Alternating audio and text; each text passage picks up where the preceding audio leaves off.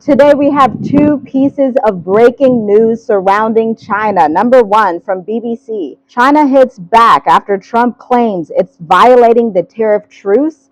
And literally just a few moments ago, there is information coming from America, the people that are in defense saying that there is an imminent threat. China may pursue war in Asia. They're most likely talking about Taiwan, but let's talk about what this means for you as an American, for the diaspora across the world, and for humanity in general. So let's look at this BBC article together. U.S. President Donald Trump has accused China of violating a truce on tariffs struck earlier this month, a claim China has responded to with its own accusations of U.S. wrongdoing.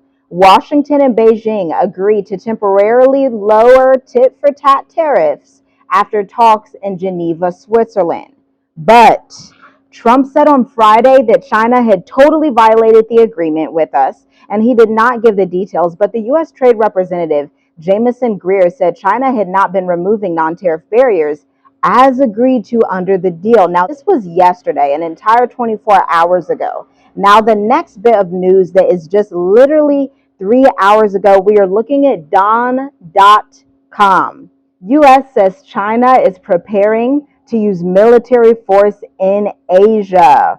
This is coming out of Singapore. U.S. Defense Secretary Pete Hegseth warned on Saturday that the threat from China was real and potentially imminent as he pushed allies in the Indo-Pacific to spend more on their own defense needs. This is breaking. This is crazy right now. Like, we know the trade war tensions have been escalating ever since a few months ago with the announcement of the trade wars. We had that whole thing going on with TikTok.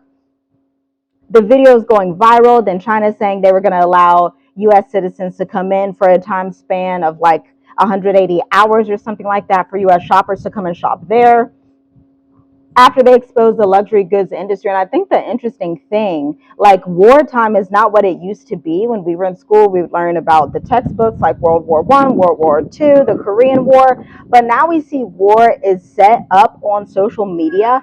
Propaganda is the weapon, but that's just phase one. Phases 2 and 3 could possibly look like boots on the ground in some of these areas. Now let's continue reading from Don.com. There's no reason to sugarcoat it. The threat China poses is real and it could be imminent, Hegseth said. And some of his strongest comments on the communist nation since he took office in January. He added that any attempt by China to conquer Taiwan would result in devastating consequences for the Indo-Pacific and the world. So what this essentially means, we know that President Trump and his administration, they're not playing. They're not the type to just warn you and not back up what they're saying. Like, when they say that they believe there's an imminent threat and that they will respond swiftly and quickly, that is exactly what they're willing to do. And China, on the other hand, also feels the same way. Like that tit for tat we were talking about earlier, China's not going to back down either. So you need to think about, what is the safest nation for me right now? You probably want to be somewhere that could function as a Switzerland between these two world superpowers. Because obviously the US is a target. Obviously China is a target. Obviously Taiwan is a target. These are places that are going to basically be target practice for all of these different schemes. Then we add in the cost of living crisis and the fact that just yesterday, was that when this article was published on CNBC.com? No, this was May 23rd. 100,000 Americans say they are ready to leave America quickly, okay? People want to go to Portugal. And so we have on one side these trade war escalations that can actually function and happen to bring in real war. Now, in real war, if boots are sent to China or to Taiwan, this is also going to boost the cost of living in America and the world as a whole, especially if you're not in an area or on a continent like Africa, where the cost of living is on average 60% lower. But with these trade war tensions and then the physical war, you have to ask, okay, what is this going to do to the supply chain?